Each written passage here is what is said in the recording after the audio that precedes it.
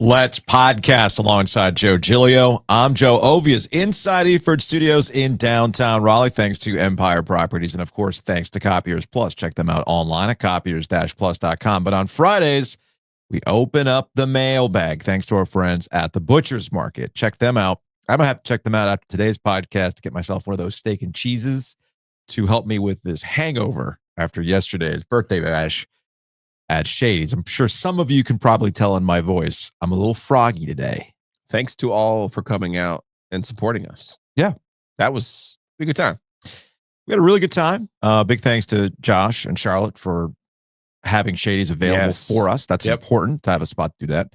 Big thanks to Empire Properties, Empire Eats. Yes. We brought the wolf. Yep. I had to go back twice because of all the beer that I consumed. I laid the base down with the chicken nachos and had to go back for tendies. I was going to say, you didn't get the schnitzel, though. They ran out. I know. They ran out of the schnitzel, man. So good. But yeah, big thanks to everybody who came through. I think everybody had a good time. I think it's good for everybody to go outside. Like, hey, you're that person that I interact with from time to time on social media. Oh, hey, all right, yeah. And it's good to get people together. And I'm glad that we can kind of be the central reason why everybody kind of comes together, get that shared thing. And the other thing that I would take away from last night, it kind of dawned on me after a few highlights, after we ran out of OG Light, which I'm very happy that the person who kicked the keg was Mitch. You know, Mitch Northrum, who helps us out with women's college basketball, women's basketball. He kicked the keg. I love that. And we will make cans available soon. But it was a very nice beer-flavored beer. Yeah. Yeah. I mean, my goal was to make it a beer that you would drink. I would absolutely drink that. Okay, good. No, but I think the cool thing is we're talking to a bunch of people, including, Brian from Nice Price or Glenn from Color Graphics. They're just people who just do stuff for us because they want to. And that helps the show. It helps the podcast. So we cannot do this stuff without everybody's involvement, whether it's something as simple as making comments on YouTube, rating us, retweeting, or whatever it is, sharing stuff on Instagram and TikTok. Or like in the case of like actual parts of the show, like I can't do a jingle. Brian can though. No. So I can't give myself that much hair on a cornhole board. You know what I'm saying? That kind of stuff. So anyway, big thanks to everybody who showed up last night. How are you feeling? I feel good because the raffle was involved. It was you were in your zone. I told you. No, but you were in your zone. It was funny to watch you in your element because we're talking about money, exchanging hands, keeping track of things on a spreadsheet, having your little organizational stuff. You were in your zone when it comes to that. We did well. Good. And it was very socialist of us. The bourbons were all won by different individuals. Yes. That worked out well. Ken, Chris, John, Joey, all people who contributed to the bourbon raffle. Like, again, we can't do all those things. So appreciate everyone. And especially, like you said, to see people out. Even like, hey, I'm the guy who called from Fayetteville. Yes. And then, Steven listening to the show and being like, hey, I know you didn't get that Old Forester at the Angus barn, but he brought some in. He brought some, yes. And that was, that's good stuff. That was delicious. It's good stuff. It's good stuff. All right, let's open up the mailbag, shall we? Here's the mail that never fails. Makes me want to wag my tail when it comes to what a whale. What do you think today's mailbag episode will be focused on, Joe? It will be focused on the Washington Capitals and their returning forwards. Yeah. That's how it. to stop Alexander Ovechkin on the power play. Yeah. Should Rod Brendamore go triangle in 2 and really become the new Coach K I love it. of the area? We do actually have some Canes takes on the OG Sports Phone. Those will be on the paid side of things. If you want to hear the full mailbag episode, head over to ogtrianglemedia.com. Be part of OG fans. You get the full mailbag episode. You get things like ACC Panic Room, OG on Business, and of course, our newsletter, which, hey, shout out to Tom. He's been killing it with the Canes coverage. So by all means, go to ogtrianglemedia.com and sign up to be part of OG fans. You've got mail. From one prominent sports media member who texted me. So when does UNC cut bait on this? This being Bill Belichick, Jordon Hudson, and the thing that has become this week out in Chapel Hill. Well, I don't even know if he's in Chapel Hill. Guy seems to be all over the place promoting his book. So when does UNC cut bait on this? They don't cut bait on this. They don't. The school doesn't. Now, Jordan, my new reigning theory here is that Jordan will see all these things going on, and as they get into it with boosters and what is required of people who give you a lot of money to coach a football team at a prominent university, they will grow tired of it, or she will grow tired of it, or not mesh with the people at UNC, and then tell Bill, it's time for you to go. They don't really appreciate you here. You're not getting everything that you want. So they will cut bait, not UNC. They're married to this. They gotta carry this thing through, man. I disagree. Okay. I think if there's a financial trail that shows, like we're seeing now with this real estate acquisitions by her and her LLCs. Yeah, you're referring to something that got aggregated by the New York Post. What is it, $8 million in real estate shortly after they started dating? At least 7. Yeah, with like full-on details of all the homes in that Guardian report. And again, now she's got these LLCs that she's made. Yeah. I mean, if there's any kind of financial wrongdoing, I would say after June 2nd, they could find their way out of it if they wanted to, if they were motivated to get out of it. That means Freddie Kitchens would have to be the coach. It means you'd have to scramble to find a staff, so you're probably realistically looking at him coaching a season. Yes. But I think after that, this is not what they signed up for. No, I'll just keep saying it. No, it's not. And it's not about her interrupting him. It is Bill Belichick, 6-time Super Bowl champion. Do your job, the details, the little things, being about success. We're not seeing any evidence of him doing all the things that made him one of the greatest coaches in the history of the sport. And if you're Carolina, you brought him in here for a specific reason and you made a significant financial commitment.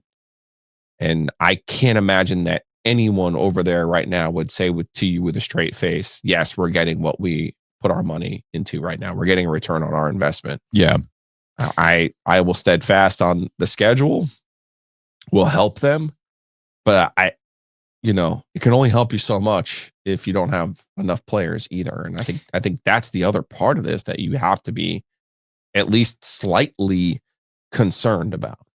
I think that's the part that some folks have been misconstruing in the conversation around. Is there a tabloid element to this that's interesting? Of course there is. Of course there is. And I do love a good tabloid story from time to time. But the thing that you and I both agree on, and what's been sending up the red flare to be like, whoa, what's really going on here? And is North Carolina having buyer's remorse with Bill Belichick? Because to your point, this is not what they thought they were getting when they brought Bill Belichick here, right? This is supposed to put North Carolina in the conversation when it comes to being taken seriously for football. Can you take North Carolina seriously for football right now, given what we've seen out of Bill Belichick? If the simple answer is no, okay? The simple answer is no. And we know more about Jordon Hudson at this point than we do about North Carolina's football team. And there's only one person to blame for that, by the way, and it's not Jordon Hudson. It is Bill Belichick. He is the reason why we are not talking about the schedule. He is the reason why we're not talking about, well, who's the quarterback going to be? How good can they be? What direction are they going? He is the reason why we're talking about Jordon Hudson and not Carolina football. If you had told me this with no context, I would say, well, that's classic Bill. He doesn't want you to know anything because that's always been his MO. But it goes deeper than that. I mean, he's clearly willing to release a statement about Jordon Hudson and CBS News than he is about anything else. And again, I'll get back to this to hammer this point about why this is his fault and not Jordon Hudson's fault. And there's a lot of Streisand effect at play here. But let's go through the amount of times that Bill Belichick has been out and about specifically to talk about North Carolina. Let's think about this. Twice, maybe? I went back and I did the math. Belichick has done 3 general media availabilities since taking the UNC job. You're counting the opening press conference? The introductory press conference, which was about Bill Belichick, not about, which is fine. It's the intro. Oh my goodness. Like here is this scene of Bill Belichick taking the UNC job. Totally understandable. And that's what that was about. You had a spring camp open. I think it was the day after they opened spring camp. Nothing was discussed about the football team. I want to say our guy, Andrew Jones over at Tar Heel Illustrated, was the only guy who asked a football question about a specific player that got a nothing burger answer out of Bill Belichick, which is typical. But again, that was press availability number 2. And then there was the Ireland game announcement, which was about the Ireland game and not any in 2026 and nothing about this upcoming football season. So again, we still don't know anything about the football team.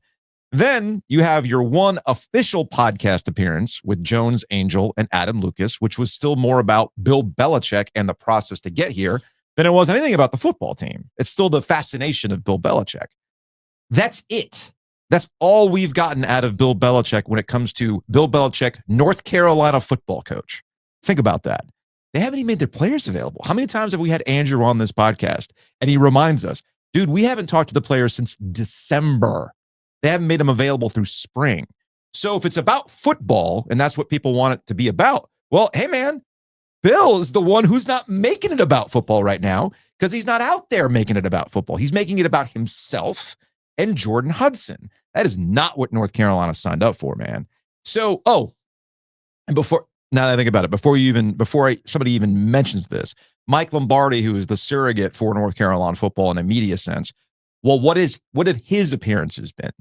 He doesn't make himself available to the local media. At last check, I'm pretty sure the only time he really talked to the media was after the signing day. I think a couple of days after the second signing day, he talked, but he didn't talk specifically about anyone in the class. It was about sloganeering. It was about 33rd NFL team. It was about how we're doing these things, development. It's basically the sell still and how awesome he was. It was about Mike Lombardi, for a better term. And then he shows up on McAfee. But again, it's not about North Carolina football.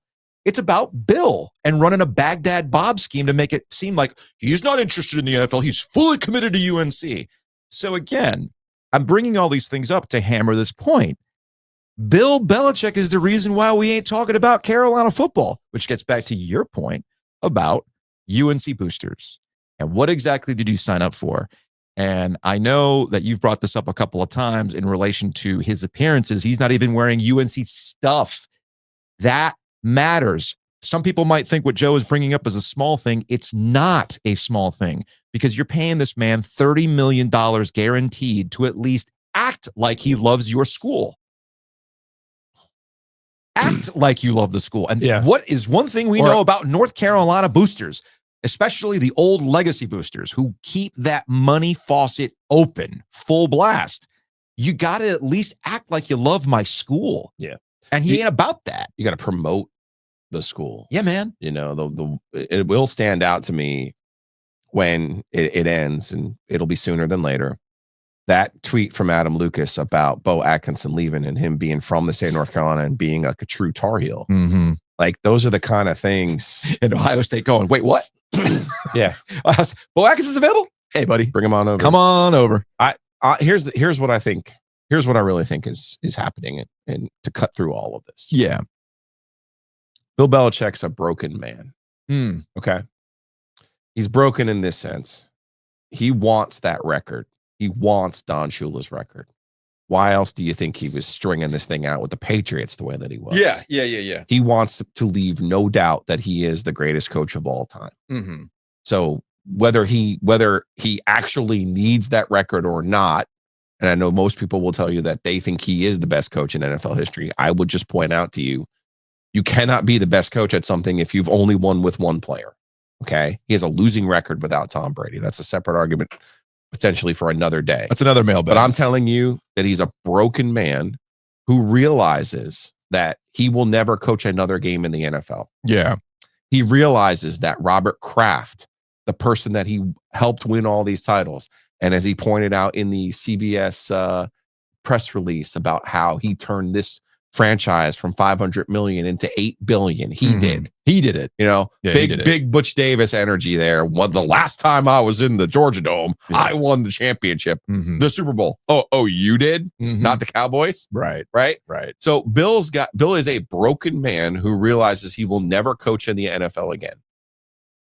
So Carolina presented him the opportunity to coach football again. And this was his way. Like in his brain, he was going to do this for a year, show the NFL, you see what you're missing? Right, and they'll come back. I can come in. That was always the plan. And I can come right back in and take care of this. Yep.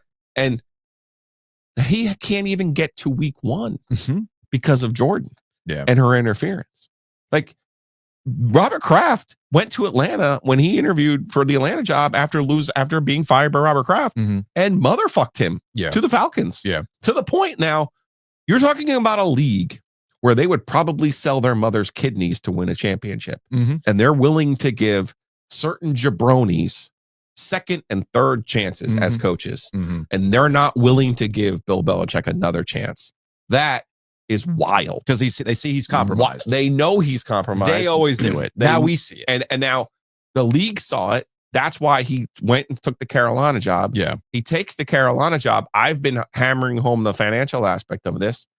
If I tried to see it from Bill's perspective, though, $10 million is a reported a $15 million pay cut for him.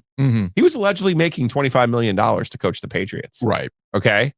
So he looks at $10 million and like, man, that's quite a haircut that I took to come slum it down here. And just so I can grab my dad's sweatshirt and make it seem cute, sweet that I came back home where little Billy wants to beat Duke. Right. You know what I mean? So he's a broken man who wants a record, can't have the record. And he's seeing this as, at first he saw this as a way to get back in the NFL. And now, like that look on his face when the CBS interviewer was asking him about the yoga poses. What? Now he's just like looking like, really? You're going to give Mike Munchak a third job? Right. But you're not going to give me a third job? Like, I got 6 titles, went to the Super Bowl 10 times. You can't give me another chance? Pete fucking Carroll smacking his gum. You're going to let, and who hired Pete Carroll, ostensibly? Yeah. Ultimately, someone had to sign off on that named Tom Brady. Right. So that would break me. It would break any human, and let alone one as competitive as he is. So the only way to deal with that is either drugs, drinking, or find another vice. Well, here you go. Yeah. You found it. That's the midlife crisis, just a little bit late in life. And he's trying to make the best of it financially by getting the $10 million, getting the job for his oldest son, Steven, which I'm still waiting on the FOIA for that contract. I'm guessing it'll be about $2 million. That's about a going rate for a defensive coordinator. Sure. And then the other son, my guess is will probably is in the 800 to 900,000 range, And now wait till the Keenan Flagler school starts in August. Will be interesting to see if Jordon Hudson's enrolled in that school. It's a good point. Back when we used to do radio with Steve Logan, one of his consistent phrases was, football ends badly. It ends badly. You think you're going to control it. You think you're going to exit the way you want to exit, but nah, man, football ends badly. And we've seen this with coaches all the time. And it looks like Bill Belichick might be the latest example, because we haven't even played a football game yet, man. But I think we kind of get an idea of where this is going, because I don't get the sense, getting back to my whole point about you're supposed to be out there promoting North Carolina and selling the job. Let's use Will Wade for a hot minute. Okay. Will Wade's on the phone calling people to go back to Lenovo Center for season tickets. North Carolina football fans have been burned so many times that you got to sell them to come back to Keenan. And initially, before all this stuff played out, it was, oh man, we got to go see the spectacle that is Bill Belichick. I mean, holy crap, we got to see Bill Belichick in a Carolina, outfit on the sideline, a cut-off hoodie on the sideline. But I think North Carolina fans in particular are going, man, I've seen this shit before. You mentioned Butch Davis. I've seen this shit before. You got to sell me. They ain't selling it right now. From another prominent sports media member, my text messages have been popping this week. Wow. You know these people. When does BB stuff go from humorous to sad? Buddy, we're there. Yeah. I mean, we're there. The CBS interview the CBS interview, take out the names, take out the fame, take out the money. If that was the same exact circumstance, if that was your father, grandfather dating someone 50 years his junior, you would immediately intervene and you would immediately freeze his assets and his accounts, put his house in a fund, in a trust fund. Yeah. You would take all of the decision making away from him just from watching the interview. Never mind the Daily Mail report. Yeah. With which is all legit LLCs that show her real estate holdings now. They're not even married, by the way. Yeah. Like, think about that.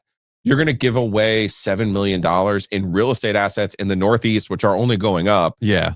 for a 24-year-old who you're not even married to. Well, the funny thing too about that post story is I forgot about the timeline about when he broke up with his previous girlfriend. Right. Which I forgot which one that is in the timeline. But look, man, I usually will gauge things on the sadness scale when they cross into the meta product realm. I'm talking about Instagram and Facebook specifically, the meta product realm, which I classify as normie social media platforms. Like this is where your dad hangs out, my dad hangs out, that kind of thing, right?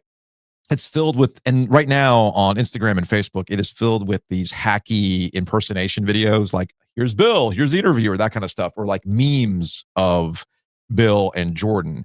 It's also like late night fodder as well, which again, another normie perspective here.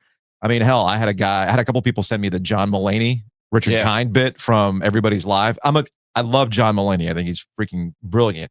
And they made a whole bit out of it with Richard Kind, which was pretty funny. And then of course you got Charles, you talk about the sad aspect of it. I mean, you got Charles Barkley on the Dan Patrick Show saying, I got to call Bill to intervene. Think about that. Charles Barkley, who has had his own issues, his own vices to work through. Yeah. He's telling, man, I got to call Bill. I got to check it. And to finish the point there, I think going back from the, about him. Yeah. I think his whole plan all at the beginning was he comes in, does it for a year, rehabilitates himself, gets an NFL job, leaves the Carolina job to his son, Steven. Yeah. I think he had this plan in December. I don't see any of those steps coming to fruition. Oh, absolutely not. Absolutely not. One more from a text from what I would describe as a plugged in college sports media member. Do you think Bubba Cunningham takes the Michigan State job at this point? A little bit of news from this morning. Michigan State has moved on from their AD. I wonder why. Well, I think I was reading the CBS story. Actually, was there something wrong? Where'd the story go? I thought would I had Bubba it go take a job in the Big Ten and work for Kevin Guskowitz? Yes, well, absolutely. So that's the thing. Like, without context about the AD, other than I think I saw the headline. I saw the headline on CBS Sports when I looked it up. I'm like, well, wait a minute, don't they have an AD? When I got that text. And I went and looked it up real quick. I'm like, oh, damn, I didn't realize. We were drunk last night. I had no idea they fired the Michigan State AD. Yeah. But the headline was something along the lines of like a sign of the changing nature of college athletics with NIL, that they're moving in a different direction for an AD. Well, you mentioned Kevin Guskowitz, who was the chancellor at North Carolina, with all the, not to get too deep in the weeds of UNC school, UNC university system. Out. Yeah. University system politics. But Guskowitz got out because of the politics. Yeah. You don't think Bubba would at least kick the tires on a guy he worked with, say, hey, man, come join us in the Big Ten and not deal with this crap? Because it's a circus.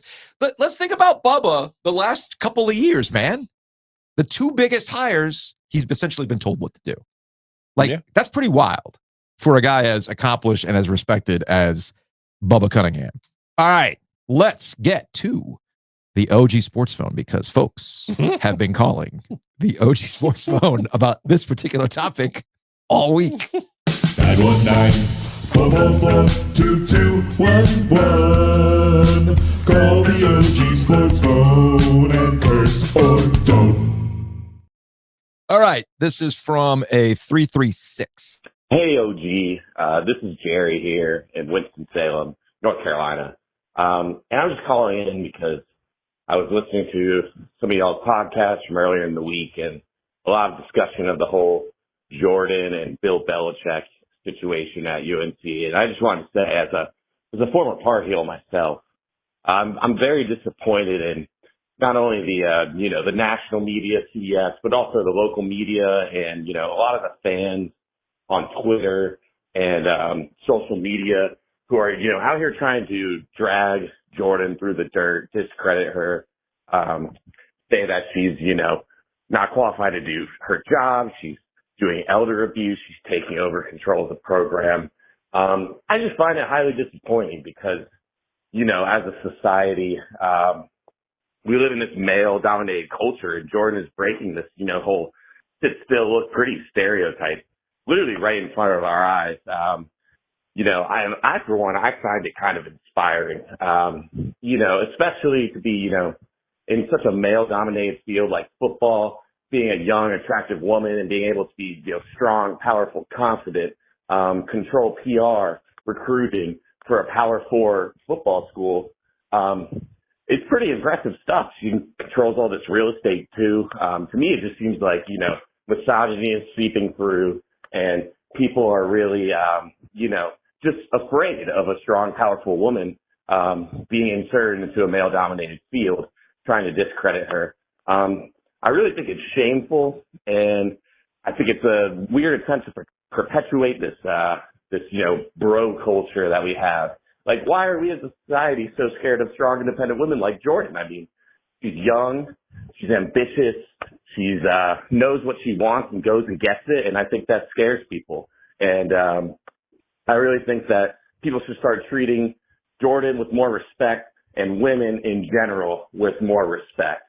Thank you. Not going to lie, that call had me in the first half. Had me in the first half. That was good. That was performance art. That was an excellent call. Amazing performance art. I really love that. To that end, I want to be clear about something when it comes to Jordon Hudson. This is, I have zero issues with what she's doing. Zero. Is there misogyny involved? Of course there is. We're talking about sports in a male-dominated area, so there's always going to be misogyny. I get that. I'm not coming at it from that perspective. In many ways, I salute Jordon Hudson. She knows what she wants, and she knows how to get it.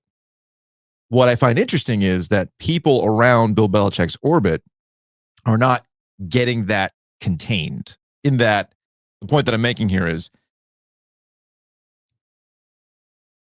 you got to pick, trying to find the right way to articulate this in real time. I've referred to Jordon Hudson as the main character. She's like been born in the fires of Swiftum and things like that. And it's not her, it's her generation, men and women, the generation that basically has come up in an era where social media has trained you to be the main character. It makes it super, super easy for you to be the main character in the story that you think everybody's interested in. And she found her way to do that. But there's another side to this, and that not everybody's Taylor Swift. You're not the mastermind you think you are. And by doing what she has been doing in the way that she's been acting, either you embrace all the scrutiny and you play the media, which is what Taylor Swift does to excellent effect, or it consumes you because you've essentially created the Streisand effect. And we've used Streisand effect a lot in the last couple of weeks. White Lotus was the first example of this, when Duke decided to write an email to HBO about the main character wearing a Duke shirt as he's fantasizing about killing his family on a fake show. They thought it was like some actual representation of Duke. Nobody thought about that until you made me think about that. And in the case of Jordon Hudson, I would never really think all that much about it until you've made me think about it. That's the Streisand effect. And when you do that, you've now made it more interesting. Now you've made it so that, oh, you don't want to talk about how you met? You seemed like you want to talk about how you met on social media on your terms. But now when it's not on your terms, it's now more interesting when you say, oh, no, you don't need to know that. I gotta suppress that. That's the Streisand effect. All thanks to Barbara Streisand, who didn't want her multi-million-dollar cliffside home photographed. Well, why didn't you want it photographed? This guy was just doing scientific research on beach erosion. Now we've made it a thing. I want to know more. That's how you end up with those post stories about real estate dealings. Yeah. We never would have thought about that until we went, something's going on. What's going on there? And then you start poking around. In the absence of information, you're going to go and get what the information you can. Yep. And when there's legal documents involved, that's what people are going to base default to. There was a way to play this, like the FOIA request that we saw with her name. Make sure we CC and this other stuff. And and she's creeping through the comments, being like, "Why? Hey, now, why are we letting the University of North Carolina make me think that I'm a predator? Predator. She's the predator. That's fine. It can be argued. It can be argued she's the predator. But by the way, again, I am not going to falter. She found her mark. You could have left it like that, but you want to go more than just finding the mark, and that's how we're here. But hey, get yours. I mean, so far it's winning in her favor. We all know who she is, and maybe that was the point the entire time. Which again, salute. You found a way to do it. All right, this is from an 864. Well, it's another day, and I understand now why so many people are keeping up with the Kardashians, because we've got our own version up in Chapel Hill. Chapel Bill as they're trying to trademark. Can't get enough of them. Can't get enough of the drama. It's the off season. I see a lot of hand wringing of like, why are people still talking about it? It's not that big of a deal. Like, I can't imagine. I guess to those people, did they never see Bill Belichick at his finest? But imagine if Roy Williams was coaching like D3 basketball, and he had some 20-something telling him how to do an interview. You people would be all over it. I mean, this is the same guy that could take fire from the media when it comes to, why did Malcolm Butler not play in the Super Bowl, or, Deflategate, or, pick your poison, Spygate. But somehow he's not equipped well enough now to where he can't answer softball interviews of where he's met his significant other at this point. I mean, yes, of course it's news. It's also the off season. I mean, I know the Canes are winning, and that's great to talk about. But what do people expect? 10 hours of Canes talk every week? I mean, I love them to death. Glad they're winning. Can't wait to go to another playoff game. But, that kind of hand-wringing I don't understand.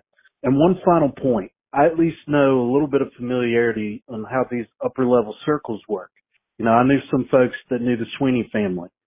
Great people, both of them. And I'm biased. I'm a Clemson man myself. But, that's a first family. And, Mac Brown and Sally, that's a first family. Huey and his wife, that's first family. Love them or hate them. That's the kind of person that these big, huge mega boosters, the ones that get in the inner circle, can wrap their arms around, in the short term that they're here. Bill and Jordan are the boosters that are going to the country club, and all of their wives going to be excited to see how they're going to fundraise behind the scenes. You got Will Wade manning the phones for season tickets, and you got Chapel Bill promoting a book. That's a good call. That's a good call. That's a good call. And I think that last point there highlights what I was saying at the jump when it comes to why you're here and you get paid a lot of money to at least fake like you love this university. And that's why, to get back to the original question about, does UNC cut bait? I don't see UNC cutting bait, but I could see that dynamic that the caller just played out. Jordon Hudson with the old legacy money people. How's that going to play out? Something's going to be said that's going to piss somebody off if it hasn't already behind the scenes. It's such an unusual dynamic. It's unique. And as Bomani said to us with a hint of green in his eye, you guys get to talk about this every day of the week. I'm so jealous. Hell yeah. I love it. Let's go to a 919. And this is why we're here. You guys' coverage of this mess going on with Bill Belichick and his girlfriend is exactly why I tune in every single day to listen to your podcast. No one else is going to shoot it straight like you guys have the entire time. It's very clear that the hustle, right? The hustle was Carolina with Bill and Jordan with an O. It's very clear that we're the hustle, right? We've been out hustled. I pray that at the end of this, that it will mean more resources and more things in play for Carolina basketball in the future. But gosh, y'all are spot on. And this is some of you guys' best work over the past 2 years. Seriously, I've had to replay this episode a time or two just to make sure it stuck home. So good stuff, fellas, and y'all keep doing what y'all doing, man. This is why we come here, man. This is exactly why I listen to you guys every single day. Thank you.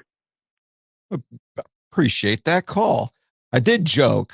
That call made me laugh about the basketball perspective of this. Now, UNC basketball's in the news for reasons they don't want to be in the news, thanks to the News and Observer, which we can have time to focus on that next week. But I did make the joke that maybe the psyop here is Carolina paying Bill Belichick $10 million a year so that you'll appreciate basketball a little bit more. So he's like, guys, it's really hard. So let's go back to focusing. I get it. You got delusions of Big Ten grandeur and you got to get football. But man, basketball is our thing. So why? See? Even this isn't going to work out. So let's just go focus on basketball. State figured it out. State figured it out. They went to the Final Four. They're like, this is why we love this. Football, hey! Let's go back to basketball. Maybe it's a psyop all along, man. I'm not playing the 4D chess. Entirely possible. Entirely possible. All right. Guess what? Another Bill Belichick phone call. Hey, guys.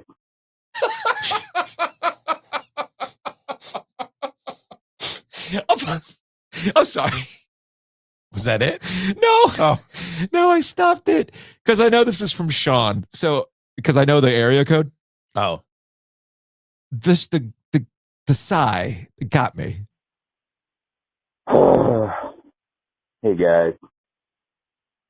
Me and all the Carolina fans I know never wanted to be proven more wrong about Bill Belichick. We were so ready to be proven wrong. We wanted to be wrong. I wanted the greatest coach in football history to win at Carolina. And now, I mean, I can't even say I told you so, because I didn't even think it would be this bad. I already hated Bill Belichick. And now that he's cratering the Tar Heels, there's not a word to describe how I feel about that man. I guess all I can say is, in most hated coaches of all time for me, it goes 1A, Coach K, and 1B, Bill Belichick. Strong. Is Sean like a Panther / Jets Bills fan or something like that? Like, I know there's a lot of people who don't like Bill Belichick just on general purposes, but it does feel like maybe his NFL affiliation has something. Yeah, that might do with that that. might have something to do with it. Okay. All right, to a 919. Hey, guys. Sorry about my voice. 2 overtimes of the Canes game last night will do that to you. Anyway, this is David from Raleigh.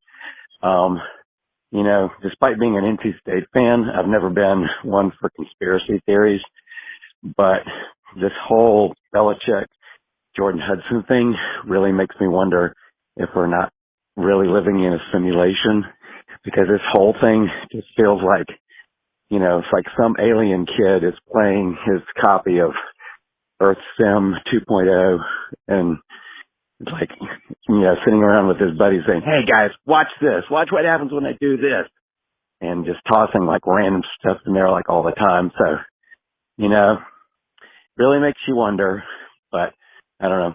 Good for the podcast, I guess. Good for entertainment. Glad it's not State that's going through this. Enjoy the podcast, guys. Thanks. Would we know if we were living in a sim? Well, I'm convinced we are. You know my feelings on this. We are living in the simulation. It's The Sims. I mean, it's that simple. All right. I think we're done with the Bill Belichick. Okay. I have more, but I mean, we've been at this for 40 minutes, so I'll save these for next week. Because I don't think the Bill Belichick takes are going to stop anytime soon. I'm sure we'll get more. So I'll play some more of these next week. Let's go to the paid side of things. We got some Canes calls. We got a Will Wade thing. We got a Triangle Good thing here. So you want to hear the rest of the Mailbag episode, head on over to ogtrianglemedia.com, be part of OG fans, and get in on the action.